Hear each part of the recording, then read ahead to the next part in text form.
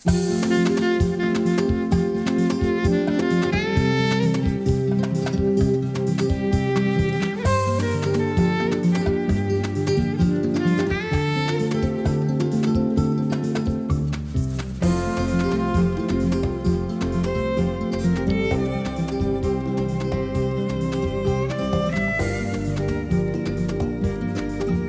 tal? ¿Cómo le va? Muy buenas noches. Algunas personas no me lo creerán, pero yo pienso que hay temas, además del fútbol. Por ejemplo, la música.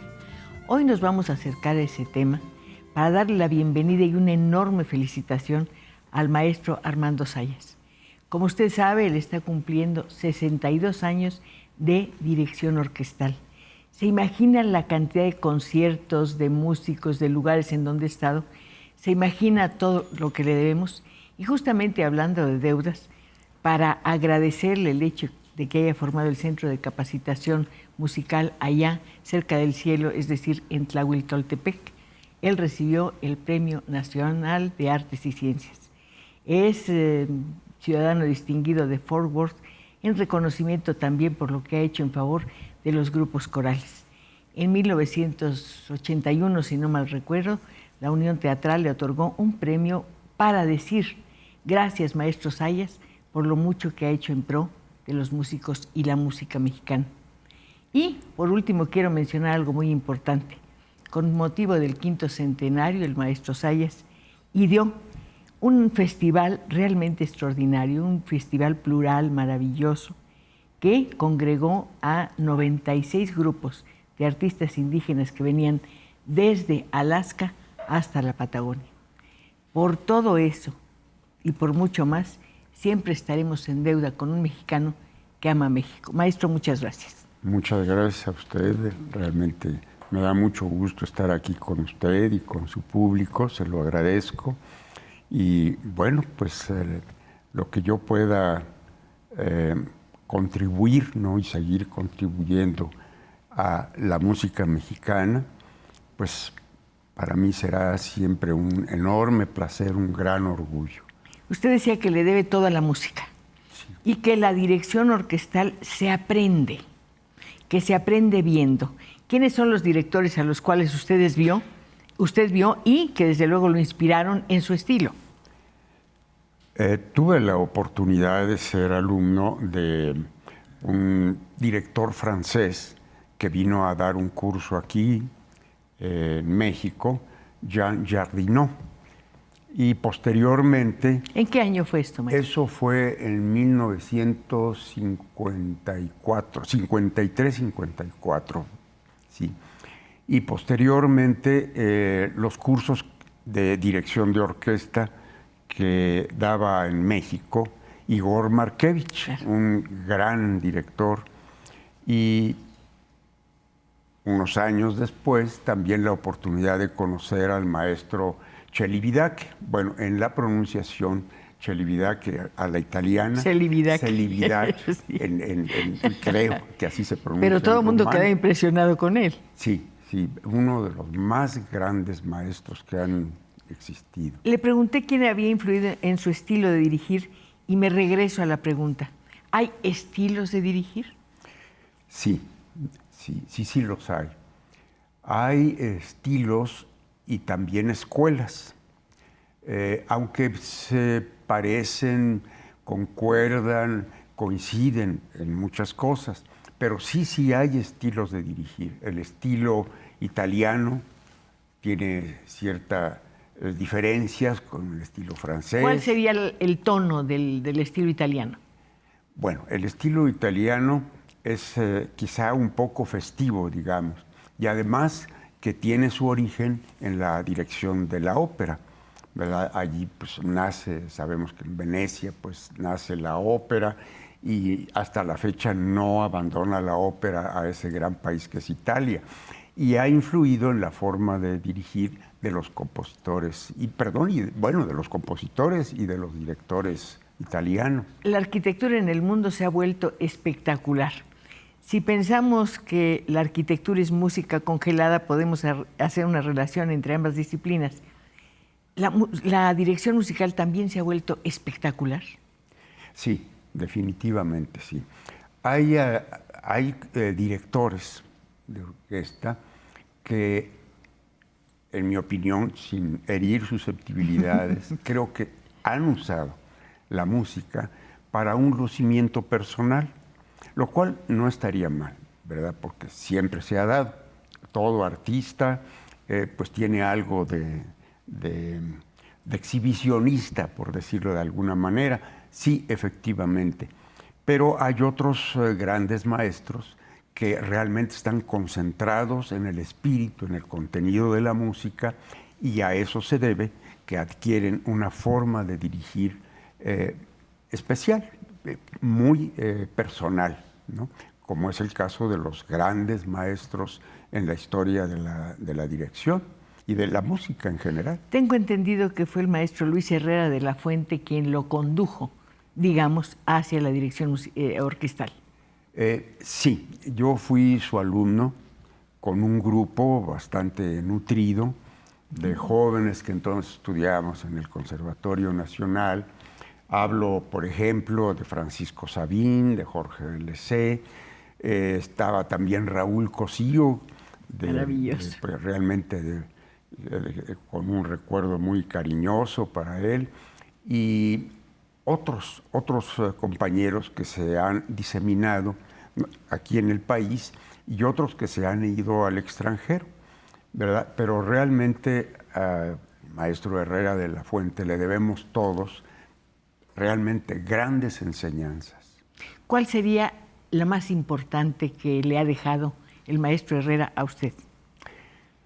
Bueno, creo que la profundidad con que él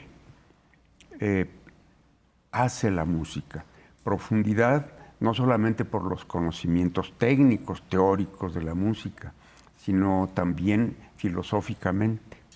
Él nos condujo por ese camino de interpretar la música, de estudiarla, pero con criterios intelectuales, con criterios humanistas, con criterios filosóficos, ¿no? Haciendo diferencias entre los grandes compositores y también pues la forma de dirigirlos.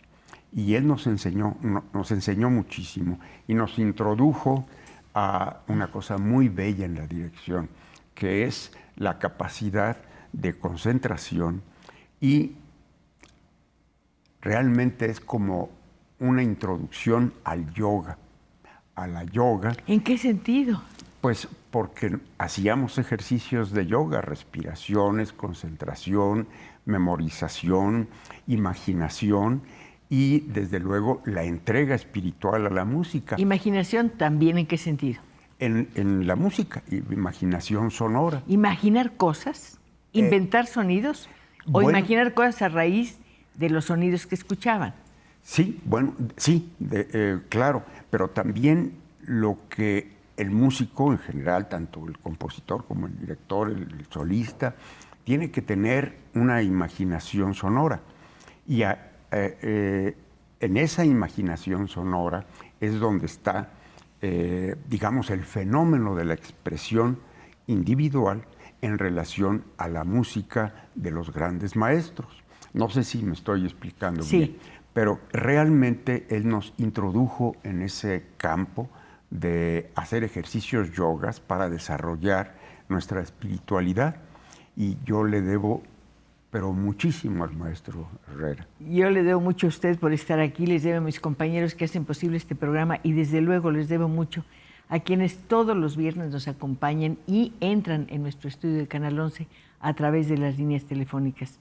Usted ha visto dirigir al maestro, usted ha asistido a una conferencia del maestro, usted lo ha acompañado en alguna ocasión, usted se lo ha encontrado en un concierto en Bellas Artes. ¿Cuál fue la impresión que le dejó todo eso? ¿Por qué no nos lo dice a través de nuestras líneas telefónicas? Me encantaría que hubiera un niño que dijera, yo quiero ser de grande director de orquesta. Usted decía, para ser director de orquesta no basta con conocer las partituras, con conocer el ambiente musical, con conocer a los músicos. Hay que entrar en ellos y entender que son seres humanos, que llegan al trabajo con una carga emocional particular que a veces es contraria a la partitura que vamos a interpretar. Sí, usted lo ha mencionado muy bien, todos somos seres humanos y desde luego el músico de atril, que es una forma de referirse a los artistas, a los solistas que son miembros de una orquesta. No es de ninguna manera despectivo por decir músico de atril es diferente a un solista de violín, de violonchelo, de clarinete, no, es lo mismo. Las orquestas están integradas por maestros en su instrumento y desde luego en muchos casos virtuosos de su instrumento.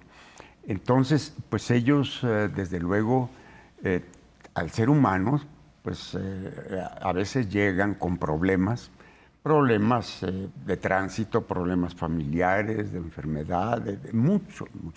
Entonces, el director de orquesta tiene que ser sensible a esta situación y tratar al músico como una persona humana, pero con una sensibilidad artística. ¿Cómo ejerce su autoridad el director de orquesta?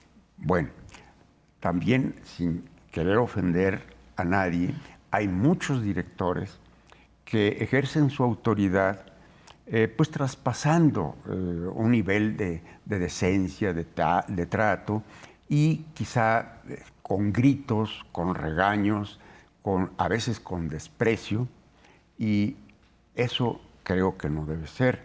Yo creo que la forma de ganarse a los músicos es a través de demostrar a la orquesta que uno tiene la suficiente preparación para poder saber cómo tienen que tocar, que tenemos, porque la orquesta es un equipo, ¿sí? Desde luego tiene su director, que es el director musical, pero cada uno de ellos cumple, así como en el fútbol, cumple una misión específica y tiene una labor concreta dentro de un plan de trabajo general. El maestro ha hecho una labor extraordinaria con la Orquesta Sinfónica del Instituto Politécnico Nacional.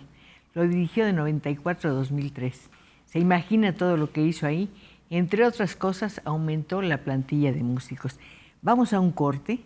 Esperamos su presencia, sus llamadas y recuerde, en este estudio siempre hay un lugar privilegiado para usted, que también es nuestro invitado. Vamos al corte.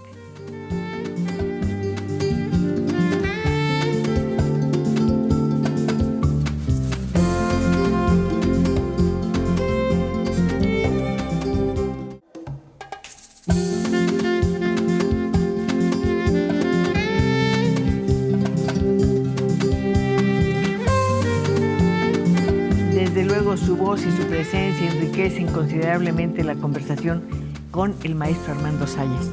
Isabel Hernández dice: me da mucho gusto recordar a un excelente músico, maestro y persona. Isabel Contreras, un reconocimiento muy especial al maestro Armando Zayas de parte del maestro Salvador Contreras. Marta García Garza: felicidades al maestro con todo mi corazón porque fue contemporáneo mío en la Escuela Nacional de Música. Le mando besos y felicitaciones por sus logros. Gracias. Apolo Martínez: un saludo al maestro Armando Zayas. Hace 60 años fuimos compañeros del Conservatorio de Música y saludo muy cordialmente a la señora Pacheco. Maestro, cuántos amigos, cuánto tiempo.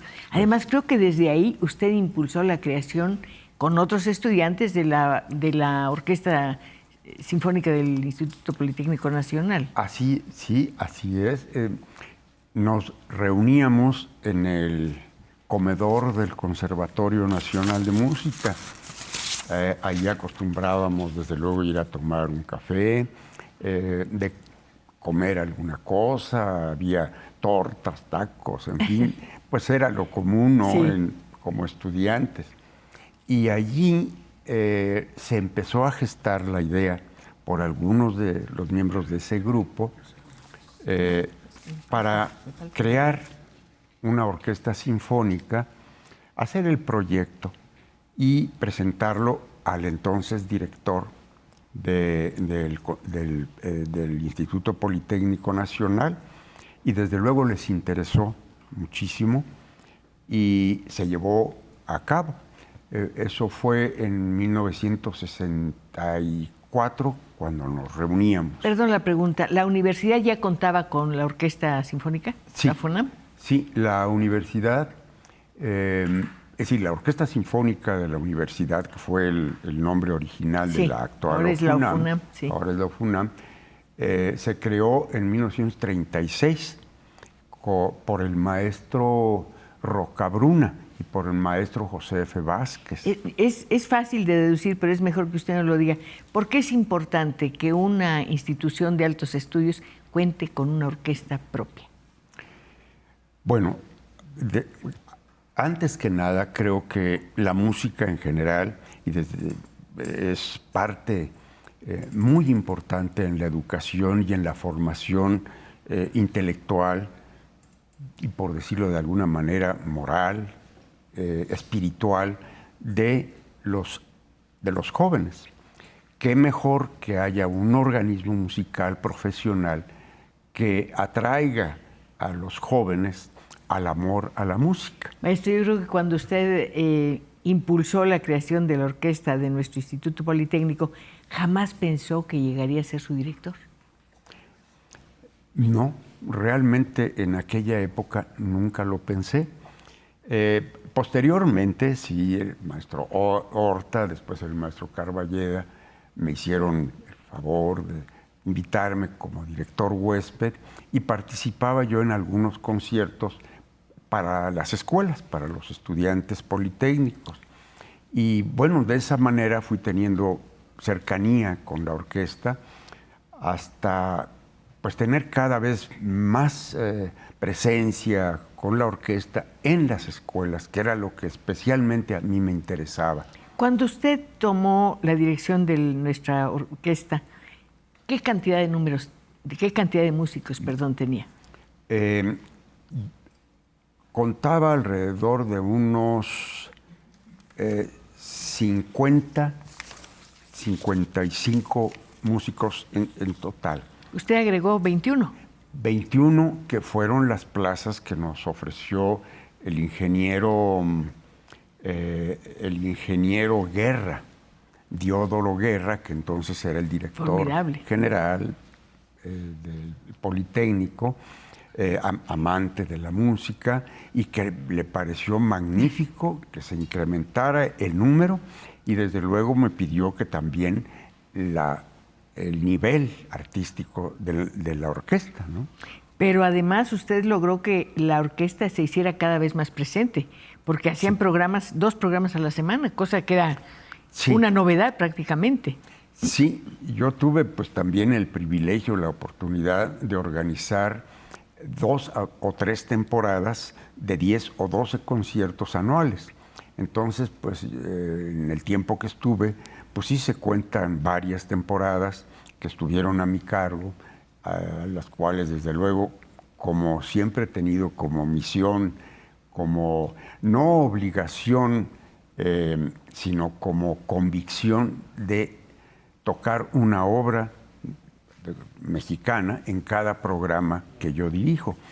Entonces, pues para mí fue una oportunidad muy grande de dar a conocer la música mexicana. Usted ha celebrado muy ampliamente el hecho de que las mujeres se hayan sumado al mundo de la dirección musical y de la composición. Yo creo que en la época en que usted estudió en el conservatorio no había mujeres compositoras y mucho menos directoras de orquesta. O serían muy pocas, ¿no? Serían pocas. Yo recuerdo en aquella ocasión que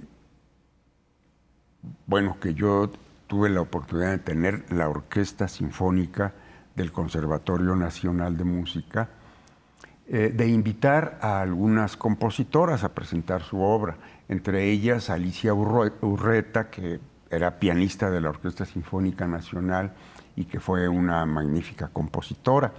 Después a Rocío Sanz, que ella era de origen costarricense, pero realmente, como muchos migrantes a nuestro país, se vuelven mexicanos, ¿no? Maestro, ¿cómo se toman las composiciones escritas por mujeres?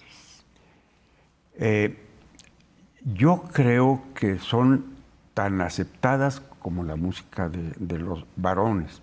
Lo que pasa es que, como en todos los aspectos de la vida social de nuestro país y del mundo, ¿no?, la mujer se ha ido incorporando cada vez con más presencia, más fuerza y desde luego pues aceptada, porque la inteligencia femenina en muchas ocasiones supera a la masculina. ¿Sabe por qué le hice la pregunta? Porque durante mucho tiempo había una especie de veto de las mujeres escritoras. Decían, la gente decía, yo no leo este libro porque lo escribió una mujer, ay, qué aburrido, qué horrible. Sí. Y algunas de las mejores escritoras del mundo son mujeres. Ahora son más que aceptadas, ¿no? Más que aceptadas. Y bueno, nosotros tenemos nada más ni nada menos que a Sor Juana Inés de la Cruz, ¿no? Una de las grandes genios o genias, si se puede decir, de la literatura y de la poesía, ¿no? Ahora estaba tratando de recordar un verso. Es Sor Juana, la flama trémula en el mundo, en el adusto mundo del virreinato. Creo que es algo así, pero me parece una idea preciosa. Sí. En fin, a lo mejor estoy repitiendo mal los versos, pero son bellísimos. Jaime Márquez, un saludo muy cariñoso de parte de Gabriela Aramoni. Ariel Hinojosa, de Jaime Márquez, guitarrista, al maestro Zayas. Tuve la oportunidad de que me dirigiera. Josefina Hernández, me gustaría felicitar a la señora Pacheco por su programa y por el gran maestro Armando Zayas. Le damos las gracias a la señora Pacheco por regalarnos cada viernes estos programas. Espero que se recupere muy pronto. Ya me estoy recuperando. Qué bueno. Lourdes Flores, un saludo a la persona tan maravillosa como lo es Cristina Pacheco. Deseo que se recupere muy pronto y también saludos y felicitaciones a este gran director de orquesta, el señor Armando Zayas, que es tan valioso para México y desde luego para el Politécnico. Maestra, de las personas como usted se cuentan muchas cosas. Yo he de decir que alguna vez, cuando usted tenía como 14 años, se encontró a Diego Rivera y él le entregó un pincel y le dijo, toma para que dirijas una orquesta. Así ¿Es cierto? Así es.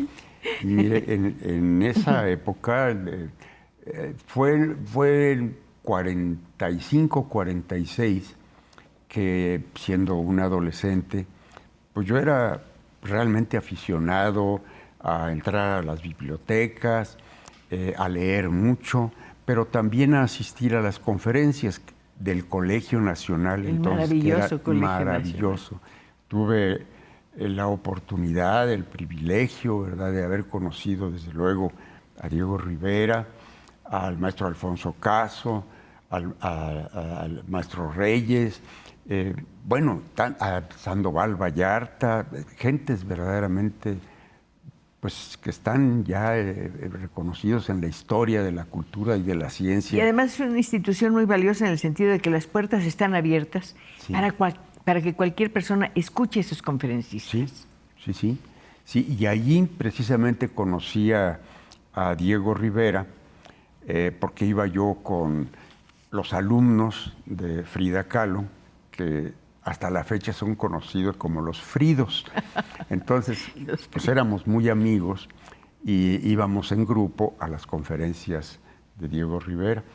Y entre algunas de esas oportunidades en el pasillo, cuando él iba a entrar a su conferencia, pues nos saludaba y en una ocasión me preguntó, ¿y tú qué eres? Le dije, pues yo soy músico. Entonces, siempre que nos veíamos me decía, a ver, el músico, te tengo un regalo. Y entonces uno de los pinceles me lo regaló y me dijo, con esto puedes llegar a dirigir. Bueno. Pero fíjese que ya estaba destinado a eso, porque cuando era usted muy niño, el maestro Saloma también lo hizo dirigir una obra de Liszt. Por cierto, no sé qué obra habrá sido. Los Preludios de Liszt, una de las grandes obras de ese gran compositor. ¿Cómo es la primera experiencia de un joven frente a una orquesta? Bueno, yo lo confieso, de terror. Porque cuando por primera vez pisa uno el podium y se ve uno ante tantos músicos con la responsabilidad de estar haciendo, de reproducir lo que tienen los músicos en sus papeles, en sus partichelas, y hacerlas una realidad sonora, pues se siente terror, ¿verdad? Pero el maestro Saloma pues realmente me dio confianza. Me dijo, tú puedes, tú puedes.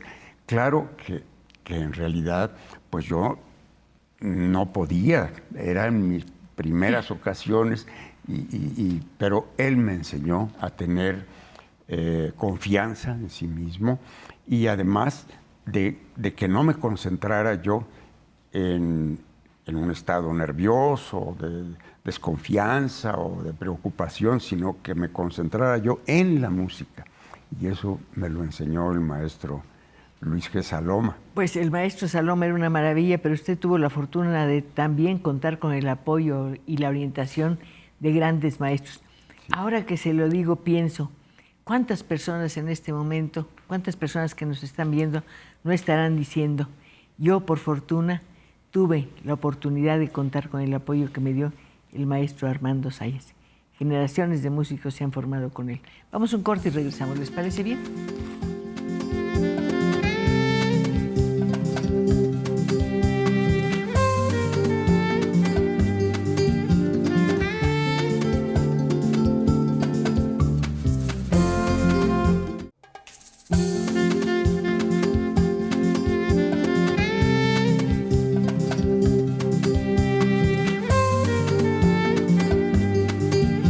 Saludo a la señora Cuspinera, que tiene 92 años y dice que es nuestra invitada de mayor edad.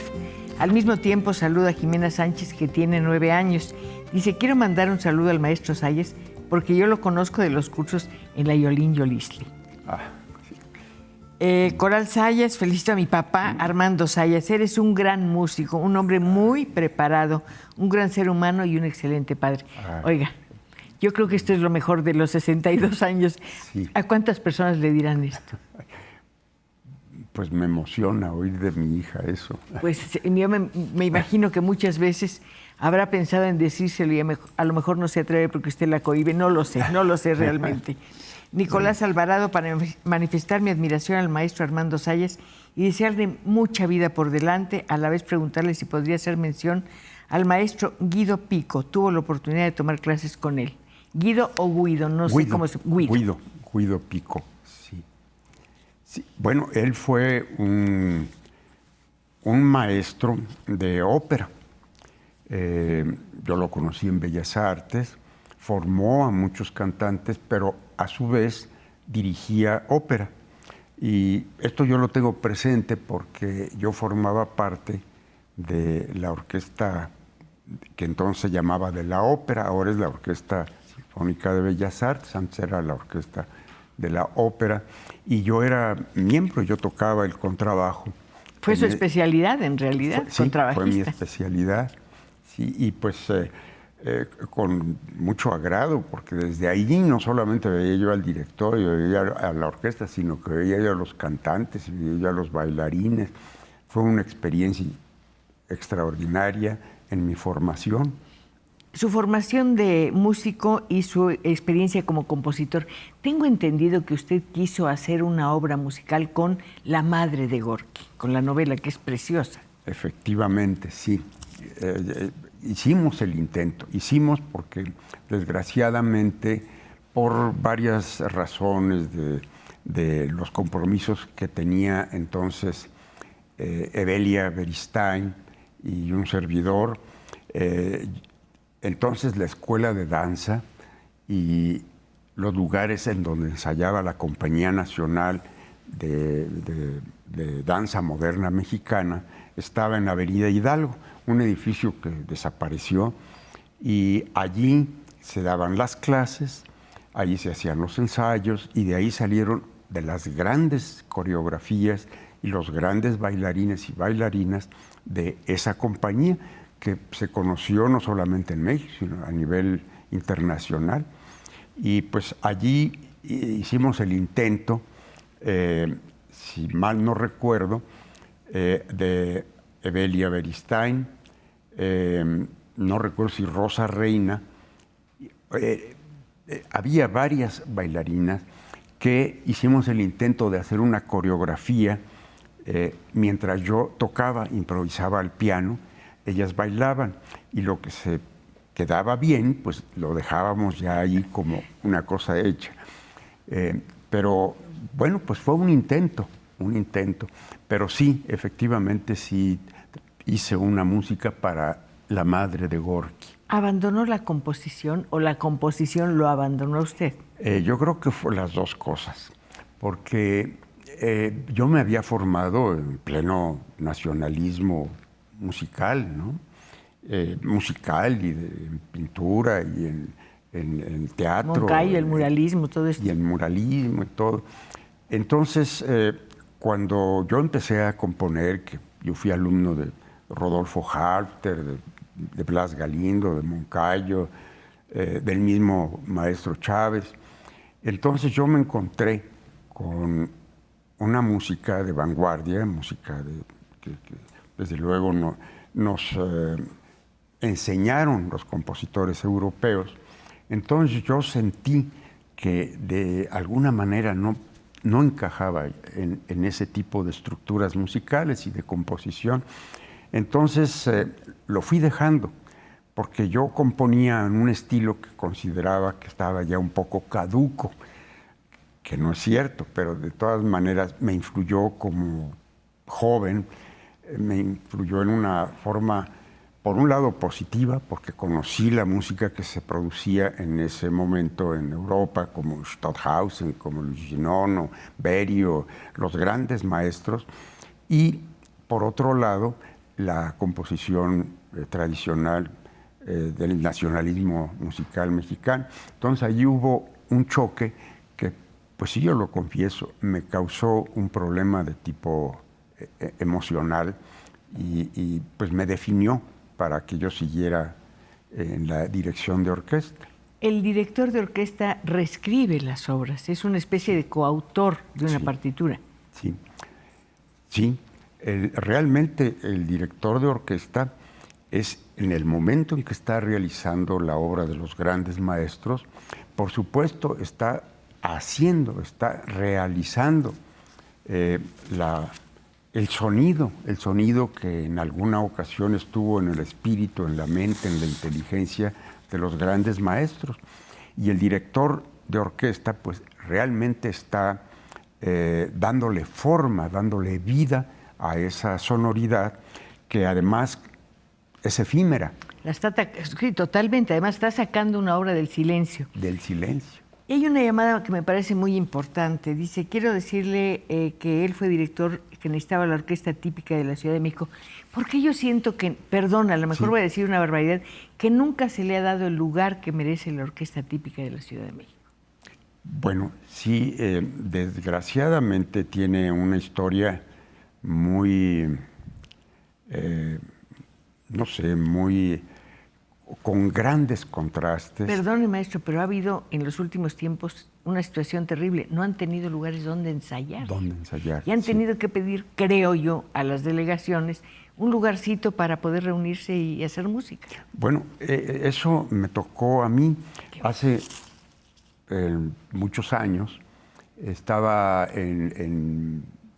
entonces era Socicultur, y me llamaron de parte de Alejandra Moreno Toscano para que fuera yo a hablar con ella, porque querían desaparecer a la orquesta. Entonces, no recuerdo exactamente quién, pero le dijo, bueno, es probable, casi seguro que le interese Armando Zayas. Y entonces me mandó llamar y me dijo, Armando, pues, o tú te haces cargo de la orquesta o la desaparecemos. Le dije, no, me niego. Yo haré todo lo posible porque rescatemos, no yo, sino rescatemos entre todos a esa orquesta que es representativa de la historia de México. Y pues así fue. Afortunadamente sí tuve el apoyo, pero sí anduvimos en diferentes lugares y no había una sede. Hasta ahora tiene una sede que es la Sala Hermilo Novello de la Olinjo Listli y que además se tomó en cuenta como sede en la declaratoria de del 2011, no recuerdo, creo que fue 21 de marzo, algo así, del 2011, en donde el licenciado Ebrard autoriza, o bueno, no sé cómo se diga en términos jurídicos, pero en donde ya aparece en la Gaceta la declaratoria de un bien cultural intangible de la Ciudad de México. Magnífico. Hay una llamada muy bonita también. Luz María Reyes dice, tengo un nieto de 6 años que quiere ser director de orquesta. ¿Hay algo específico para seguir alentando a mi nieto? Yo creo que sí, pues desde luego ir a conciertos, oír a orquestas, y que ojalá y le interesara al niño pues estudiar algún instrumento, ¿no? Desde luego que sí. Niño, apúrate a estudiar dirección de orquesta porque así voy a poder entrevistarte. Andrea Albarrán le mando un saludo muy afectuoso al maestro Armando. Es un deleite escucharlo. Un abrazo muy caluroso a la señora Pacheco. Espero que se recupere muy pronto. Claro que sí, señora. Muchas gracias. Abraham Orozco le mando un saludo cariñosísimo a mi amigo y maestro Armando Zayas. ¿No fue también su maestro, el maestro Carrillo? Bueno, El del sonido 13. Que don Julián. Se me olvidó y dije, no, ahorita lo recordé, claro. Sí, yo fui alumno de Qué personalidad, ¿no? Una gran personalidad. Un hombre con una gran inteligencia y que pues hizo una contribución a la teoría y a la composición, no solamente de México, sino del mundo. Lo que pasa es que, como sucede mucho en nuestro país, desgraciadamente, los grandes valores a veces se olvidan muy rápido, como que nuestra memoria histórica, nuestra memoria artística, en fin, es un poco leve y se olvida. Podría uno olvidar quizá otros rubros del arte, ¿no? Pero creo que por la riqueza que ha tenido, por ejemplo, la arquitectura, sí, la literatura y la música, son 3 expresiones del arte que realmente son incomparables. Incomparables. Y yo creo que es en una época, claro, postrevolucionaria, quizá por la influencia del vasconcelismo, pues se dio una enorme riqueza en la cultura y en las artes en México, porque pues se dieron Octavio Paz, Fuentes, Chávez, Rulfo, bueno, tantos, en la pintura, bueno, pues los grandes maestros de la pintura, Orozco, Siqueiros, Diego, Frida, y bueno. Felgueres y todos los demás. Y Felgueres también, desde luego, sí. Pero condice, digo, es un ambiente cultural, sí, cuando usted menciona todo esto. Sí. ¿Ese ambiente se respira hoy o no, maestro? Yo me atrevería a decir con cierto dolor que no. Yo creo que hay una falta de interés.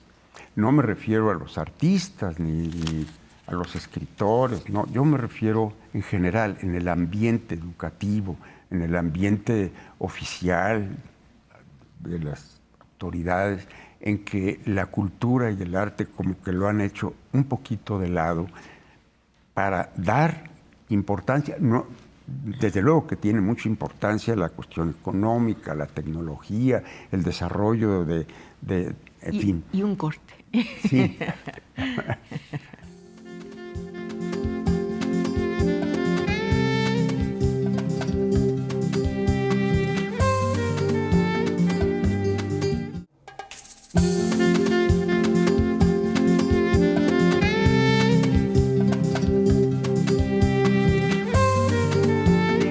Son tantas las llamadas que tenemos que no me caben aquí en el regazo, pero yo las voy a ir tomando. Ustedes me disculpan la torpeza, que es explicable por razones obvias. Pilar Zayas, el maestro Zayas es un gran director. Estoy muy orgullosa de él. Soy su hermana Pilar. Le mando muchas felicitaciones a Cristina. Muchísimas gracias, Pilar. Héctor Ramos Juárez, felicidades a la señora Pacheco por su programa tan hermoso y tan ameno. Toda mi familia la quisiera felicitar. Familia Ramos Coronado, muchísimas gracias. Daniel Céspedes, soy trombonista de la Orquesta Típica de la Ciudad de México y quiero enviarle un gran saludo al maestro Zayas. Muchas gracias. Cita Flores, quiero mandarle un gran saludo a Cristina, siendo mucho lo que le pasó, pero no es grave, se va a pasar rápidamente. Sí. Maestro, hay nacionalismo en el arte. Uno puede reconocer una partitura que se escribe en México por algún sonido, como a veces ocurre que reconoce una pintura por el colorido, por el estilo, y piensa, bueno, a lo mejor es mexicana, ¿no? Sí. Sí, en la música, desde luego, hay una característica sonora que puede consistir en varios aspectos, como los ritmos, como la armonía, como la forma musical, porque la música, desde luego, igual que la arquitectura, tiene, igual que la pintura, la escultura, tienen una forma.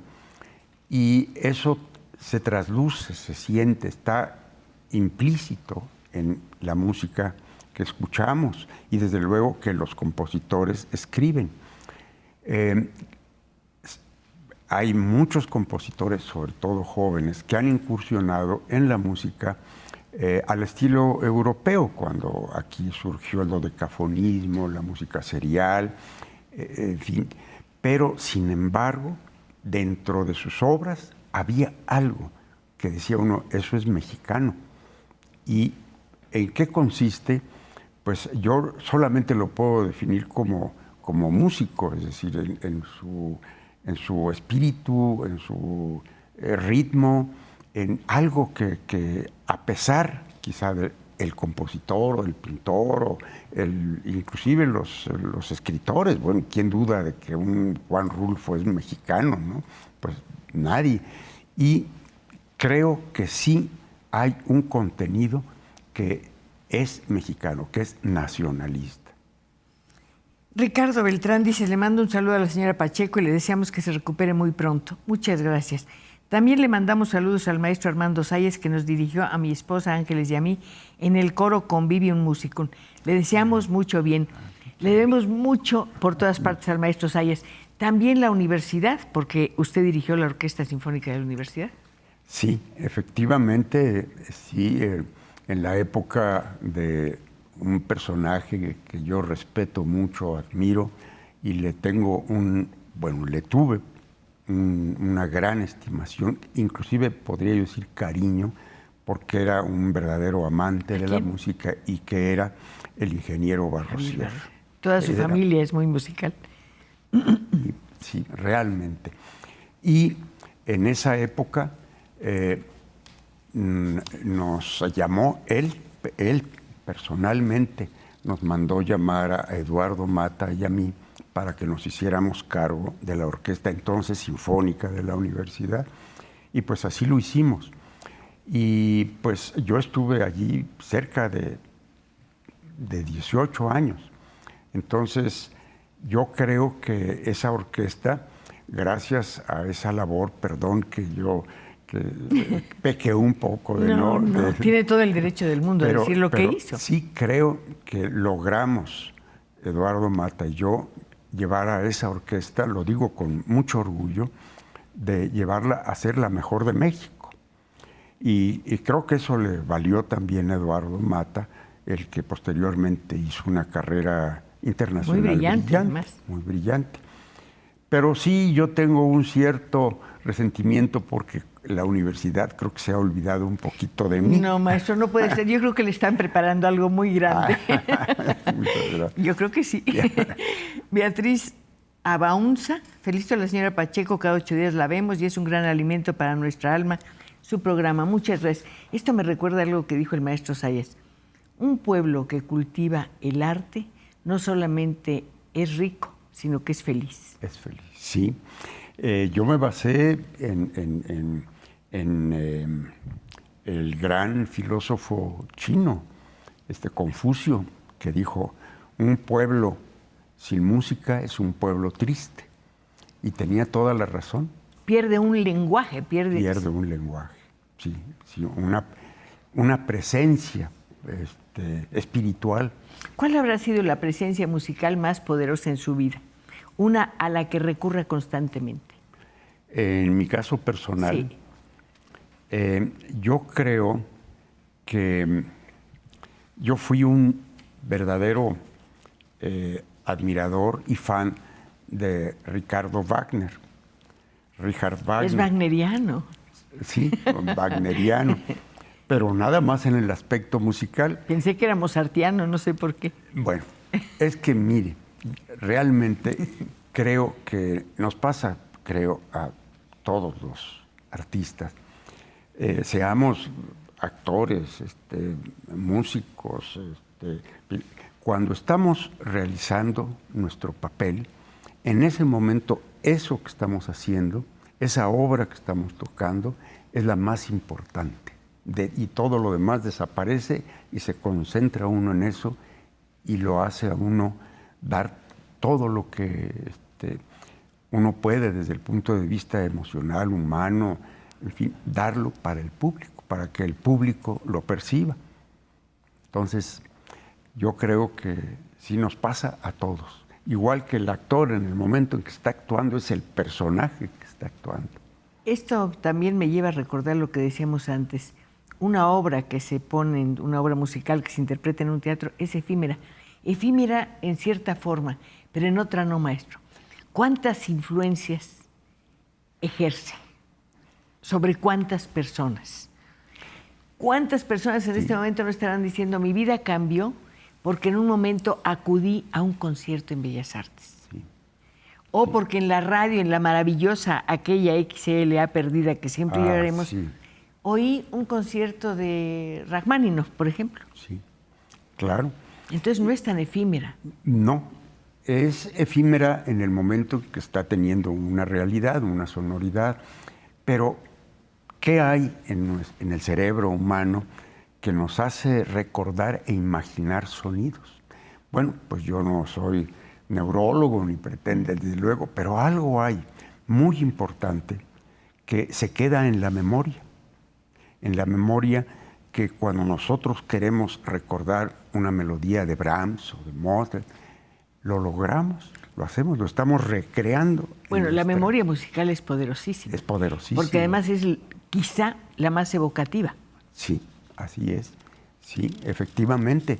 Y quizá yo diría la más íntima, porque es algo que no podemos transmitir a otra. Me refiero a lo que estamos sintiendo o imaginando.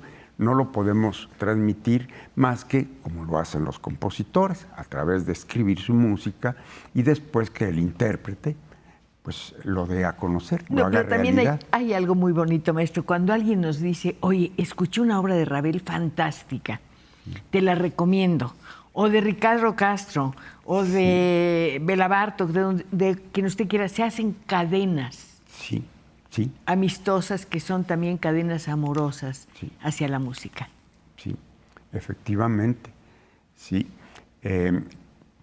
Para el músico, pues cuando está realizando una obra, yo creo que es muy satisfactorio. Además, tiene la esperanza de eso que está transmitiendo, pues quede en el corazón, un poco románticamente, en el corazón, en el amor, como usted mencionaba, de el sonido, de los colores, de un personaje en una obra de teatro, de una novela o del cine, ¿verdad? Bueno, hay ciertas diferencias, porque en el cine pues podemos estar allí, ¿verdad? Sí, pero hay música de cine muy buena. Pero hay música de cine, sí, y también la época de oro del cine coincide con la época de oro de la danza, la época del nacionalismo musical mexicano, pictórico. Es decir, hubo una etapa muy rica en nuestro país. Y desde luego, pues yo doy gracias, ¿verdad? Gracias a la vida de que he tenido esas experiencias tan grandes. Esa experiencia, mire, se está viendo reflejada en la cantidad de llamadas que de verdad no puedo sostener con una sola mano. Natalia Ruiz Abuelo, estoy muy orgullosa de ti. Soy Sofía Sayas, nieta del director Armando Sayas.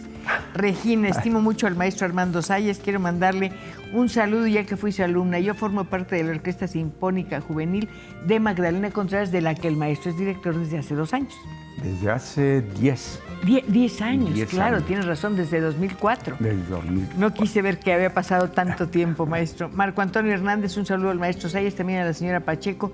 Realmente es triste que no haya un apoyo hacia la cultura y el espectáculo de la música. Los gobernantes no le dan mucho enfoque. Leonor Vega felicita a la señora Pacheco, le manda saludos y que Dios le dé pronto alivio. Quiero mandar una gran felicitación, dice el maestro Alejandro Gámez, al maestro Armando Salles y decirle que me enorgullece mucho ser su alumno de hace varios años en la Magdalena Contreras. Un gran saludo. Maestro, usted decía, no hagan bullying, mejor hagan música. Y acabo de leer varias llamadas que a lo mejor a usted y a mí nos gustaría firmar. Maestro, fui tu alumna. Papá, soy tu hija. Abuelo. Bueno.